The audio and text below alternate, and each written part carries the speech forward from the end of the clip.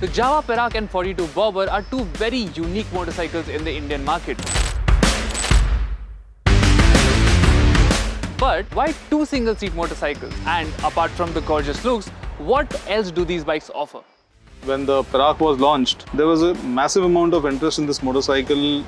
One, because of the history of this motorcycle, and two, because of the packaging, right? There aren't any genuine, authentic single-seat motorcycles. It was about individuals going and exploring themselves and composed position of riding. And you would want to spend time with yourself. The powertrain happens to be one of the most powerful in our kitty of powertrains. With all that power coming at a very low CG, it's a rush of power that you get on throttle every time you open the throttle up. And then there was a lot of interest shown in colors and in versions of this motorcycle which were modern, which were younger. And what better way of presenting it on the 42 platform? And that is how the 42 Bobber came into existence. Two versions of the same single-seat motorcycle, but absolutely different characters. So sharing the same platform, but both are very different motorcycles with very different flavors on offer, right? It puts you in a sense of calm and gives you a therapy of rush. With the performance, with the feel, with the serenity of just riding this motorcycle, giving you that me time. I think it just gives you a therapy of rush.